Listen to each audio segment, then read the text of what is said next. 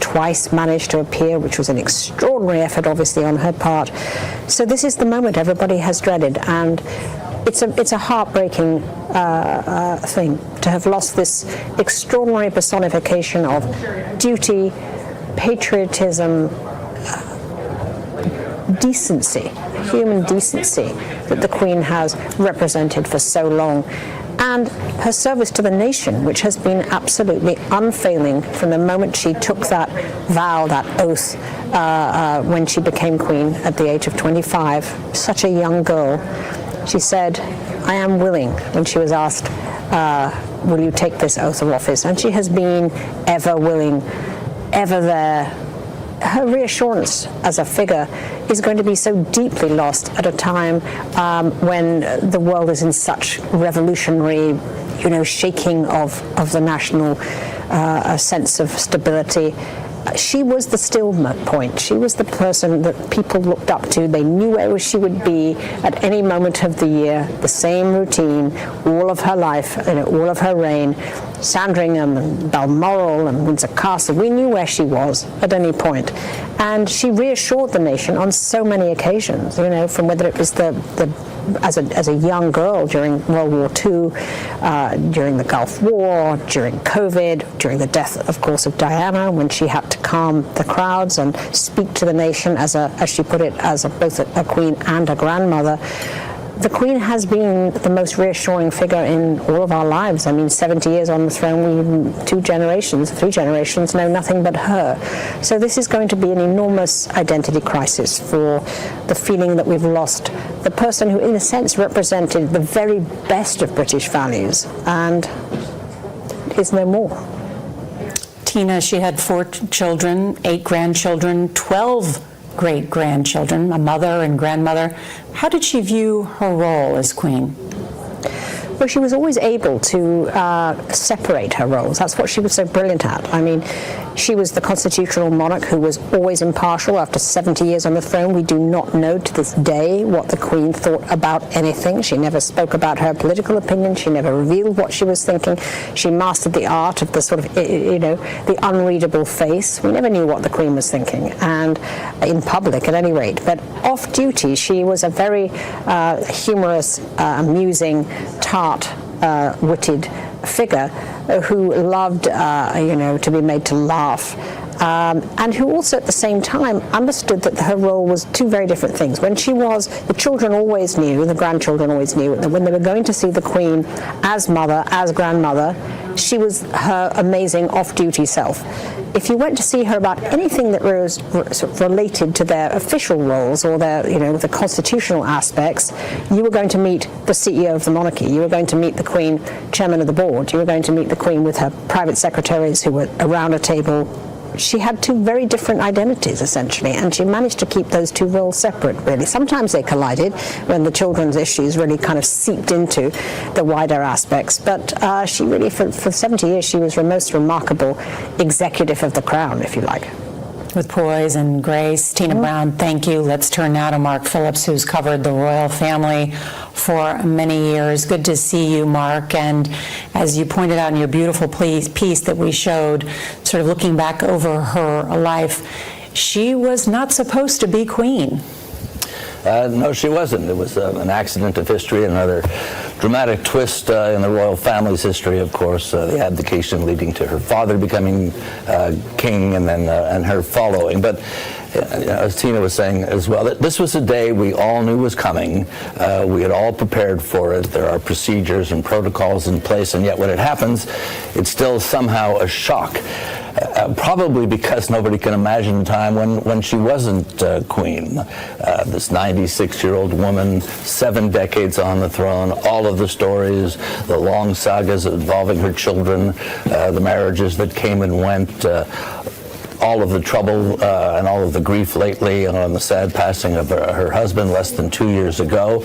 And watching this very sad decline, over the past several years that was put down to what the palace kept calling mobility issues, transient mobility issues. We knew she couldn't get around much, but clearly there was something much more seriously wrong with her as well. That everybody suspected, but of course wasn't talked about. But the constitutional clock ticks on here. Immediately upon the Queen's passing, her son Charles became Queen. The Queen is dead, long live the King.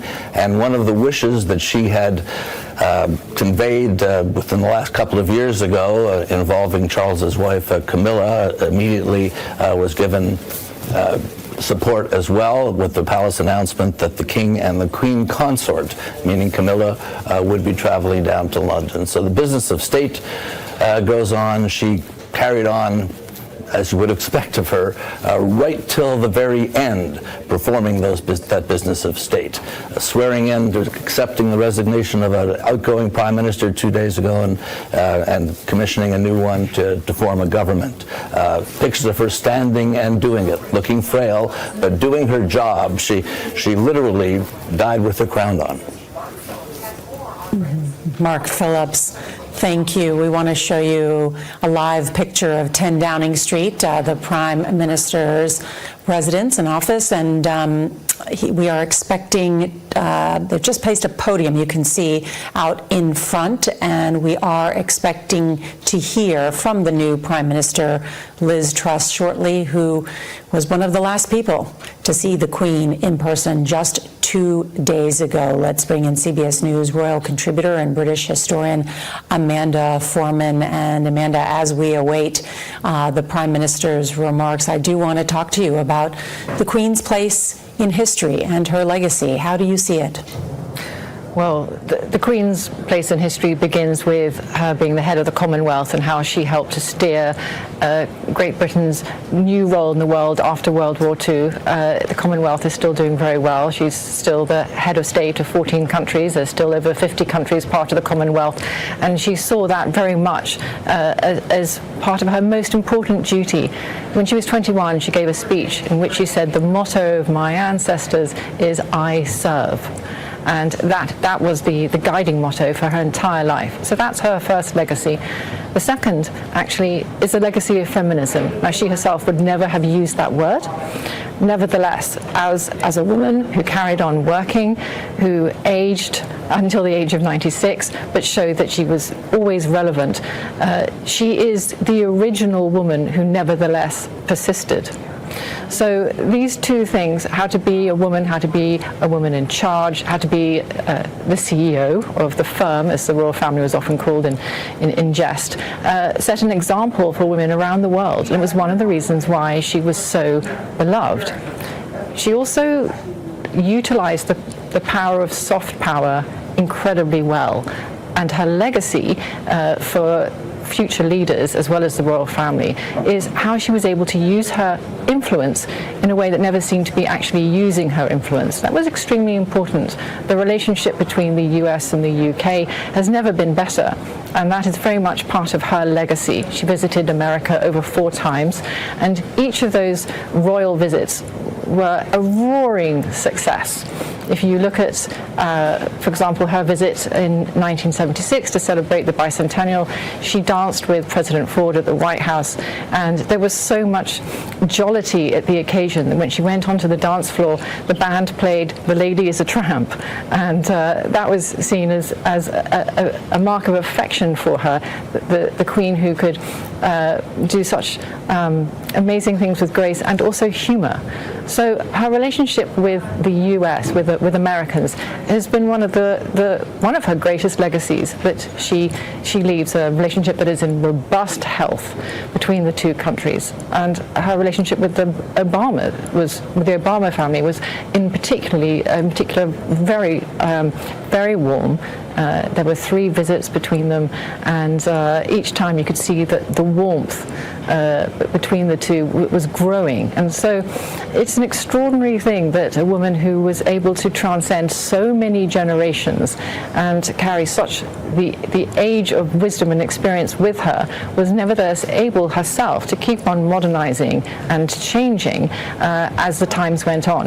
In the 1980s. It's a wonderful point, Amanda, that you make, and the length of her reign. She was alive for 14 American presidents, but met 13. She did not meet Lyndon Johnson because she was pregnant at the time. But, for many Americans who are not students of British history, many of them do have subscriptions to Netflix and have watched The Crown for sure. And so they do know that Queen Elizabeth was the first royal to utilize the power of television. And in fact, her coronation in 1953 was seen by almost half the UK population. It was rebroadcast to millions more around the world, making the point that you have, that she was a global figure for decades.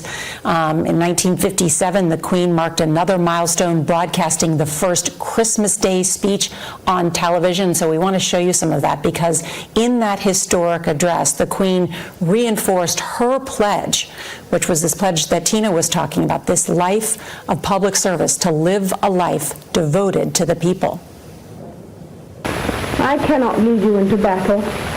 I do not give you laws or administer justice. But I can do something else. I can give you my heart and my devotion to these old islands and to all the peoples of our brotherhood of nations. Let's bring back in Tina Brown, because that very point about her modernizing and living with the times and learning to adapt to television and all of the other things so that she could continue to not only represent the monarchy, but hopefully she tried to transition it into a modern age.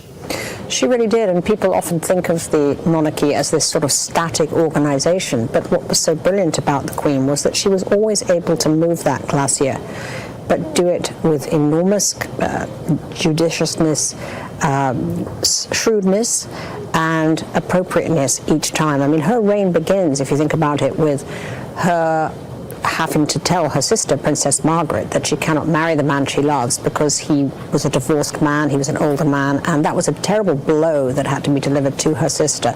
But then you see how things have moved so that now, so Charles was allowed eventually to marry the woman that he loved, even though she was a divorced woman. You see the way she joyfully accepted a woman of mixed race joining the family in Meghan Markle. And you see also how William and Kate were allowed to live together, before they married, which before would have been absolutely unthinkable. But the Queen understood that it couldn't again happen, that, that a young prince like William would not be able to really be sure about the woman who loved, because we'd seen the disaster of what happened with Diana. So you see her moving these things inside the family into the kind of the mood of the country, and she's so well judged about these things. And then, of course, with the soft power aspect, as Amanda was saying, I mean, her visit to Ireland in 2012, which was the first time, since, the Troubles, was really an extraordinary act of reconciliation, in a sense, that made that sort of feeling between Britain and Ireland change so tremendously, and was considered, I think, one of her great political successes, although she wouldn't use the word political, but it actually was, but soft power. In reading about her life and researching it, she was born Elizabeth Alexandra Mary Windsor. We mentioned in 1926, but her full ruling name is Elizabeth II by the grace of God of the United Kingdom of Great Britain and Northern Ireland, and of her other realms and territories, Queen, head of the Commonwealth, defender of the faith. I think for some they forget still how vast the Commonwealth is, and still the moves for independence by Scotland and Northern Ireland. Tina? Well, the irony, of course, is that the Queen has reigned over an ever-shrinking dominion, but her grace and her understanding and her sort of cultural sophistication, if you like, has made her understand that her most important role was to see the end of all that colonial feeling and allow each of these countries to emerge into independence, which they have, many of them, not all of them. And it's been one of really her most remarkable feats has been to be essentially help to turn the Commonwealth into this family of nations that is there voluntarily, that is a club of nations that wants to be a part of it, and that has really been because of her presence, because of the respect that the Queen has had, that these nations have wanted to still be a part of that club. Tina Brown, thank you. It is 2:00 in the East here, and we are on the air with the breaking news that Queen Elizabeth II, the longest-serving British monarch, died today at Balmoral Castle, her summer home in Scotland. Her Majesty was 96 years old. She had spent a record 70 years on the throne. We had learned early this morning that Buckingham Palace had announced that she was under medical supervision. She had canceled a meeting last night. We watched members of her family, her children, take a private plane to Scotland to be there with her by her side. They are still inside. Those are live pictures of the gate there outside Balmoral Castle, this summer home that she has spent so much time at during her reign. And then, of course, the royal website announcing the news just about a half an hour ago, in which they noted that she died peacefully at Balmoral this afternoon. And in that statement, it said, "The King and the Queen Consort will remain there through this evening and will return to London tomorrow," already declaring that Prince Charles is now the King of England. And in London, this is how our partners at the BBC announced the death of the Queen just a short time ago. A few moments ago, Buckingham Palace announced the death of Her Majesty Queen Elizabeth II. The Palace has just issued this statement. It says the Queen died peacefully at Balmoral this afternoon. The King and the Queen Consort will remain at Balmoral this evening and will return to London tomorrow.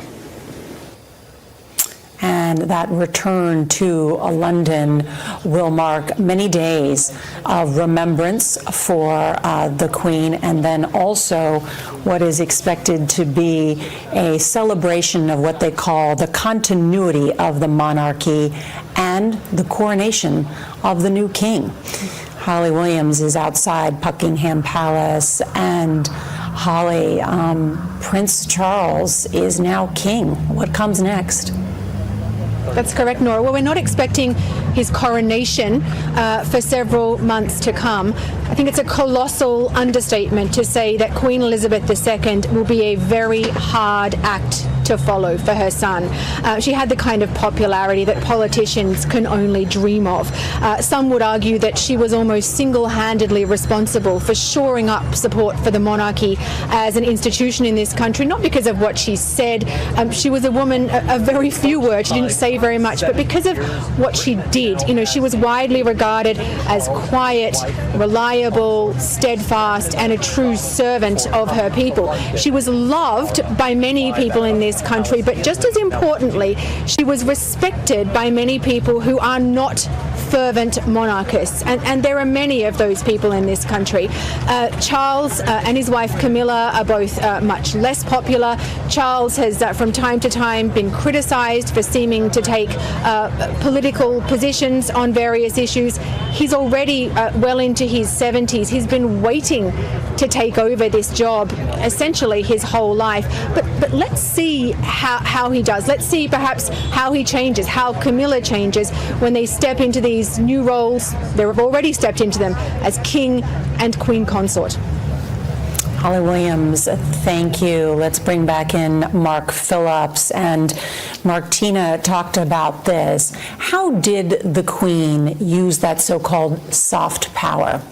I think we can fairly say that she invented the use of soft power here. Remember, this was a woman who had been on the throne since the early 50s. We've already said she had been through 15 British prime ministers. Her first U.S. president was Eisenhower. Her first British prime minister was Churchill. So imagine that this is two of the megalithical political figures of our time, were her first two heads of government that she dealt with both here and with Britain's most important ally in the U.S. And she then covered the period, this great post-war historical period. She was the one surviving personality in all of that.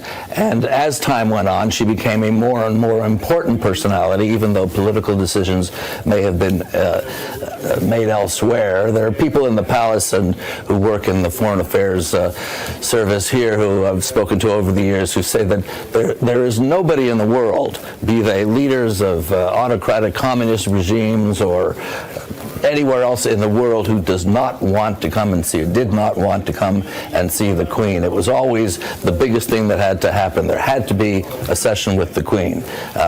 State visits for Chinese presidents were given much more importance. If the Chinese president could ride in the royal carriage on a ceremonial parade with the Queen, that kind of thing had kind of untold influence here, particularly at a time when Britain's industrial power and political power in the world were clearly in decline in the post-war years. She became the poster child for Britain, and then the poster mother, and then the poster grandmother, I suppose, and great-grandmother. And through much of that time, there were some downs, but most of them being up, she remained deeply entrenched in the hearts of the country. The support for the monarchy here, generally, if you take polls, runs in the range of 70 to 80%. Where it goes now, we'll have to wait and see, as Holly was just alluding to as well.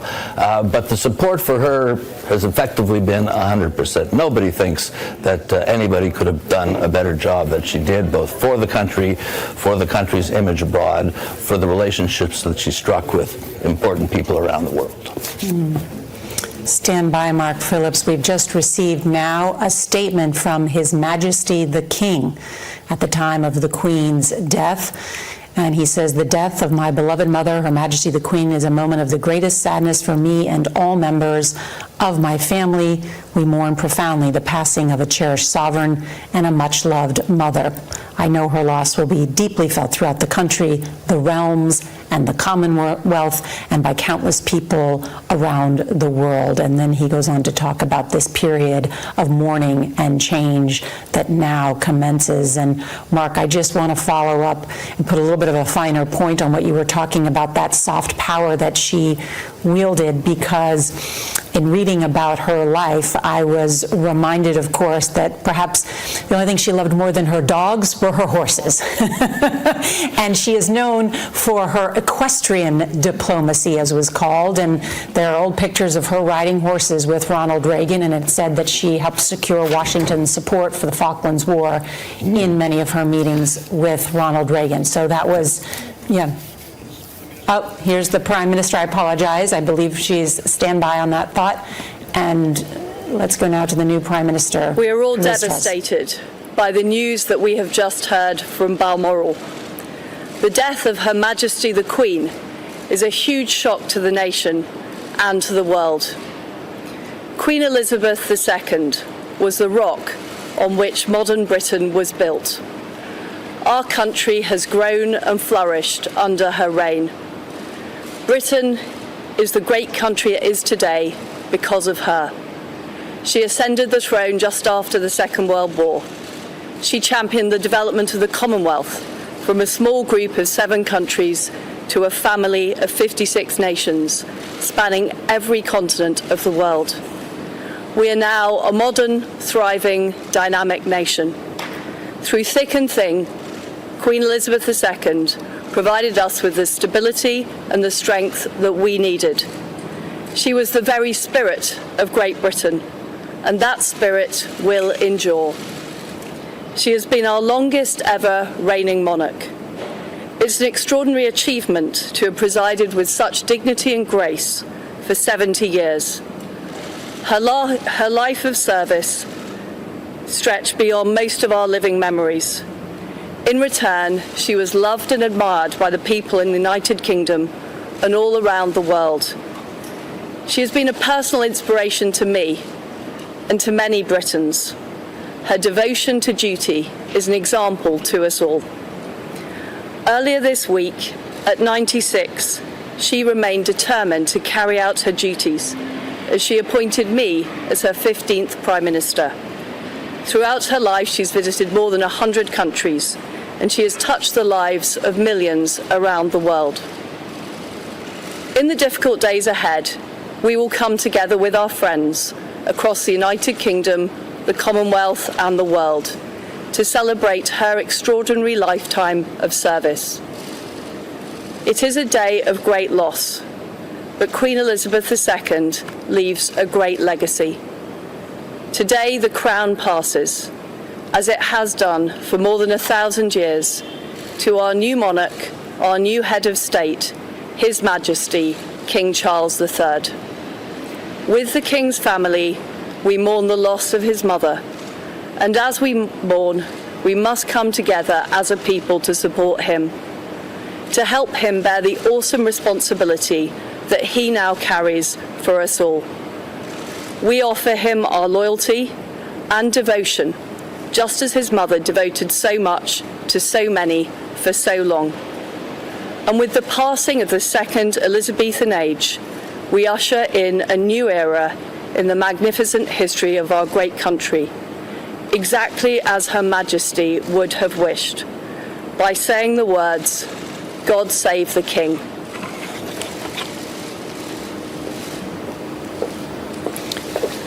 Well, a moving statement there from the Prime Minister about the passing of an era, and saying that the UK is devastated by the death of the Queen, the rock on which the modern Britain was built. Let's bring in our Face the Nation moderator, Margaret Brennan. And Margaret, so much changes now in a time when the Prime Minister has a lot to deal with at home as well. She does indeed. And now the King will be potentially someone to turn to for counsel, but nothing like what Queen Elizabeth had with 70 years on the throne. If you think about those 70 years, that's really the shaping of the world order that we know right now. And she witnessed it. So that counsel won't be there for Prime Minister Truss in that same way. That soft power perhaps not as much of a tool potentially for her at a time she needs it. I mean, take a look at what's happening in the United Kingdom right now. It is really on the verge of major economic crisis with recession forecast, inflation at a 40-year high, worst inflation in Europe, an identity crisis underway that you gestured to earlier. I mean, she was the Queen of Great Britain and Northern Ireland. Meanwhile, there's still a nasty divorce with Europe going on, in particular around this issue of Northern Ireland. There's an independence movement in Scotland. So exactly what the kingdom will look like, the shape it will take, may be changing for the new monarch as he steps into that role. And it really is... I want to come back to something Tina Brown pointed out earlier in terms of the soft power.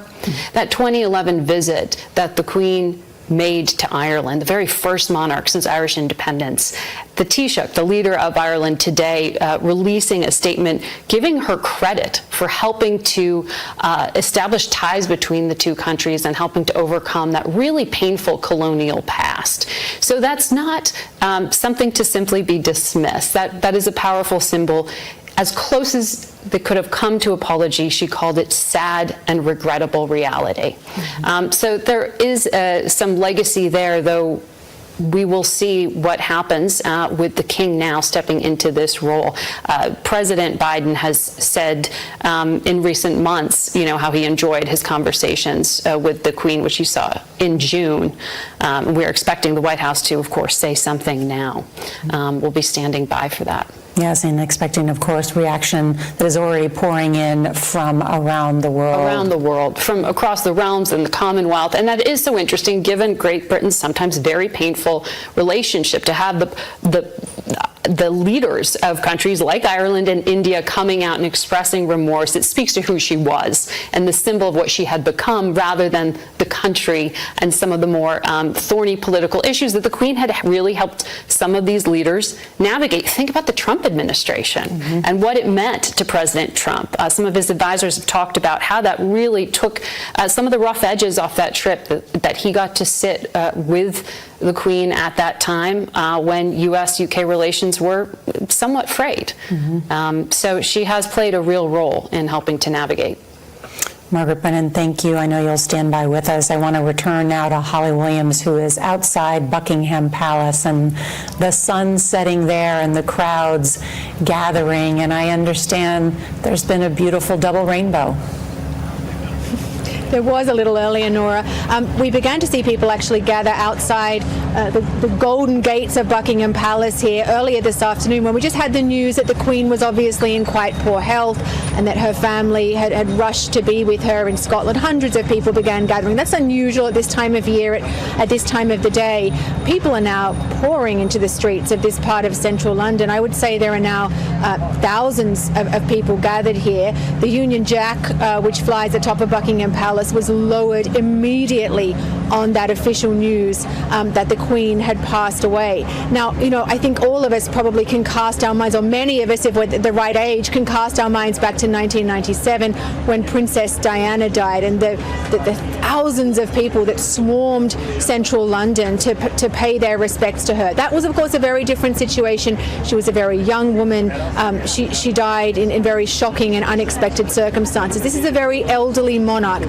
We've known that she's been in poor health for months. This is not totally unexpected, but she was much loved by many, many, many people in this country. So let's see how this plays out here in central London in the hours and days to come. We know that British officials have been planning for this moment for many years. We understand that the plans for the Queen's funeral even have a name known as Operation London Bridge. Holly Williams, thank you. And I think, as Mark Phillips also said today, and while the news is not a surprise, it still comes as a shock once you hear it. And of course, many had just recently remembered the passing of her husband. The Queen was married to Prince Philip for 73 years. They were the longest married couple in British royal history, and in 1997, for their 50th wedding anniversary, we want to play for you some of what Elizabeth, Her Majesty, had to say about the importance of Philip to her, as well as to Britain. He is someone who doesn't take easily to compliments, but he has quite simply been my strength and stay all these years. And I and his whole family, and this and many other countries, owe him a debt greater than he would ever claim, or we shall ever know. I want to bring back in Tina Brown, because Tina was just last year, I think he died just before reaching the age of 100, and I remember thinking at the time, they had been together for so long and had been together for so much that it's hard anytime when someone loses a spouse that they've been with for almost their entire life. Yes, and what was so, in a way, touching and amazing was that the last year of Philip's life, they spent together more time than they've ever spent in their entire life, because they were locked down together at Windsor Castle in their bubble. And it was almost like the beginning of their courtship, when they had this kind of wonderful, sort of intimate last days together there, which was a great blessing, an unexpected blessing really for the both of them, essentially, particularly for the Queen. Philip kept the Queen real. That's why she loved him so. He had a strong sense of humour. He was incredibly irreverent. He made her laugh, and he always told her the truth. And that is what she loved about him. What was his relationship like with now King Charles III? A very complicated and very difficult relationship, unfortunately. They were like ships that passed in the night. They could never properly connect. Charles was a disappointment to Philip. There's no question, and he made no secret of it. Charles was, sensitive, aesthetic, very, a person who needed a lot of mothering and didn't get it. And Prince Philip and he never had a good relationship, really. I mean, they had moments latterly where they got on better. But when Philip died, all Charles's memories of him in the documentary they made were about times when he'd sort of disappointed his father. It was very touching in a way. So it was a very difficult relationship. He was much closer, Philip, in fact, to Edward, to Anne, and even to Andrew. Complicated, as they say, or complicated, Very. as they say, with an accent, certainly. and on that point, how do you expect King Charles to rule? Well, Charles has been groomed for this role for 50 years. I mean, he certainly understands what it means and what it takes. And he has a very statesman-like knowledge at this point of world affairs and world leaders. I mean, he's met everybody over his life, and he's been to multiple places, and he's supported the Queen, particularly latterly, in a very measured way, actually. But of course, he won't have the mystique that the Queen had, because we know too much of what Charles thinks about everything. We know nothing about what the Queen thinks. But I do actually think that Charles, if ever there could be a time for him to take over, this is a good time. His passions for the environment, very prescient, which he believed long before others. His sense of, his love of organic farming, his belief in, his concern about climate change, his passions, his beliefs really have kind of finally met the moment when other people agree with him after being seen as a bit of a kook and a crank for so long, which is completely wrong, but it's how British people viewed him. So it's a good time, if there is a good time, for him to take over this role, and his job will actually be to prepare the path for William, because it's William's reign essentially that is going to be the next stage of the modern monarchy, not Charles's. Really interesting. Tina Brown, thank you. I want to bring back in Mark Phillips on that point, because he is the oldest and longest-serving heir apparent in British history. Mark, as Tina was pointing out, someone who's been essentially preparing for this his entire life. Longest internship in history, I think, is the expression that's sometimes used here. But this is very much a transitional moment, not just for the obvious reason that the Queen is now dead, and that Charles, who's a much different personality and is viewed much differently both in the country and outside, but for the whole post-war idea of Britain, the whole post-war idea of this monarchy reaching across the globe and what have you, there's already been a movement afoot in several places in the Caribbean, most prominently as a legacy to the slavery issue and the role of the British colonialism in that several countries, Barbados, for example, has already removed the Queen as head of state. There are nascent movements to dump her, now him, the British monarch, elsewhere in the Caribbean and around the country as well. It's very, very likely, I think, that this Queen, for all of her accomplishments and all of her length of stay in office, will be seen as the high watermark of the British monarchy in the post-war world. Yeah, an important point to make just about how her passing is more than just symbolic, as Mark is pointing out, and could change a great many things around the world. I do want to note that Paul McCartney, who met Queen Elizabeth several times, spoke about her legacy to Gayle King. Let's listen. What does it mean to you to be Sir Paul McCartney? You know what it's like? It's an honor. And you think of things like what your mother and father, my mum and midwife, and my dad, just a cotton salesman, how proud they would have been, Even prouder to know the Queen would make their son a companion of honor. So I was feeling pretty cheeky by now. I'm thinking, I'm getting quite at home here. So I said to her, as she shook her hand, I said, we've got to stop meeting like this. And she went, What?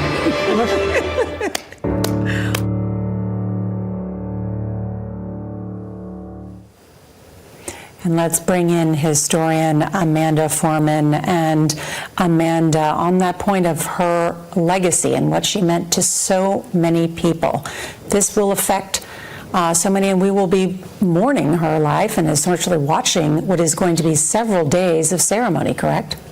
Yes, that is correct. There's going to be 10 days of official mourning. She will lie in state in Westminster Hall. People will be able to visit there for 23 hours a day. Her funeral is going to take place in Westminster Abbey.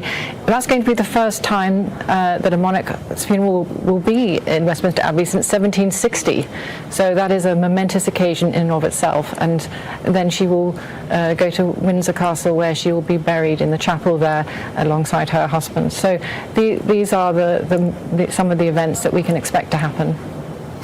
And as a historian, look back for us. What will, in the scope of her legacy in the second Elizabethan era, how will that be remembered? How will it be written about in the books? The first thing that the history books are going to comment on are that she was the longest reigning monarch in British history. And because she reigned so long, like her predecessor, Elizabeth I and Queen Victoria, the two other extremely long reigning queens, she defined her age. And that meant that although Britain's place in the world did decline after the Second World War, she nevertheless helped to keep this small island nation very much in the public eye and to give it a sense of glamour and importance that a country whose economy actually only puts it in the top 10 of world economies may not have otherwise merited. Her second important point, though, was that as a woman and as a queen, she helped to define how women were going to be in the modern age. She didn't have, as it were, a paying job, but she nevertheless had a job. And so people were able to look at her and think, this is how a woman who is important dresses, this is how she looks, she doesn't have to be a sex symbol or anything like that. And so that legacy is incredibly important. And then finally, her public service, her sense of duty, that is something that people can still latch onto in a world where it often seems that just being a celebrity is the most important thing. Thank you so much, Amanda Foreman. And on the point of celebrity, I think, her grandchildren have in many ways become celebrities, certainly as Prince Harry and his wife Meghan, the Duchess of Sussex, moved here to the United States. And I want to bring in Mark Phillips on that point, because it is our understanding that Prince William, His Royal Highness, and Prince Harry are there at Balmoral Castle, correct? We know Prince William is there. We had heard that Prince Harry was due to arrive 5 or 10 minutes ago or so. I haven't seen actual visual confirmation that he is there. It's significant that he did not fly up with his brother, the Queen's children, Andrew and Edward and Sophie, her daughter-in-law, flew up together in one plane. There was some thought that Harry might be in that plane, but it turned out he was traveling separately. Meghan Markle is not going, as neither is Kate, William's wife. They stayed back in London with the kids. But yes, we think that Harry is either there or thereabouts now. And Mark, just for clarification, because we were just showing pictures of Prince William and Kate and their 3 children walking. That was from earlier this week as they were at their new cottage. Explain how they've moved and how that family is transitioning as well. They're moving out of central London onto a cottage on the estate, on the royal estate at Windsor, as a way of giving the kids a more normal kind of upbringing. They've eschewed a lot of the trappings of royalty, footmen and butlers and servants running hot and cold and that kind of thing, and are trying to establish as much of a quiet family life as they can, and they're doing that on this cottage on the Windsor estate. Previous to that, you may have known they were living in Kensington Palace, which is smack dab in the middle of London and offers them no privacy at all. This is the place they hope to get some. And there we see, I believe they were taking the kids to their first day of school at their new school there, as they're in what I understand is maybe a 4-bedroom home, which is smaller for them, where they're saying the nanny is no longer a live-in. But now, of course, Prince William becomes the heir to the throne, and likely they had perhaps anticipated that, which is why they wanted even more privacy. I want to bring in Holly Williams one more time from outside Buckingham Palace. And Holly, I understand that more and more people are coming to be with one another there and mark the passing of Her Majesty. That's right, Nora. In fact, we've just heard that Charles, who is now the King, will be known as King Charles III. There was some speculation that he might be known by some other name. I think, as you can see behind me, we've now got thousands of people coming down into central London to the gates of Buckingham Palace.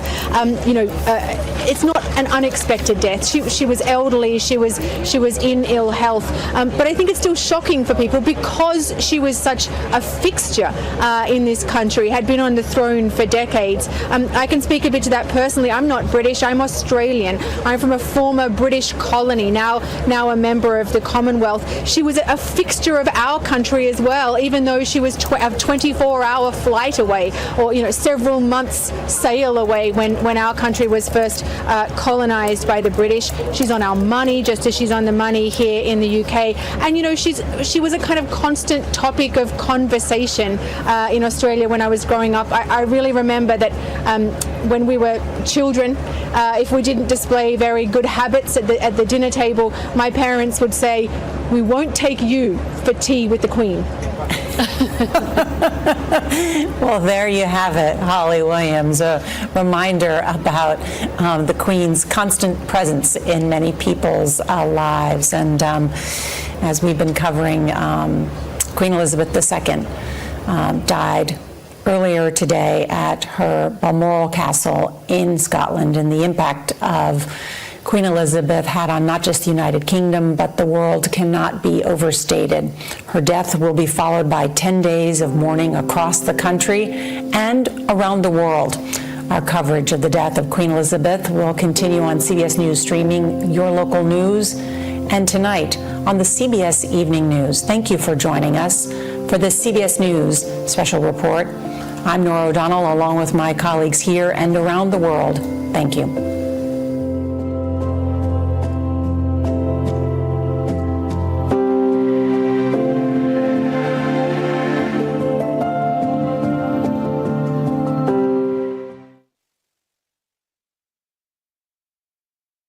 Lucky that I get to say this. I directed on the third season, which will be coming out later. Okay, this is our second time meeting.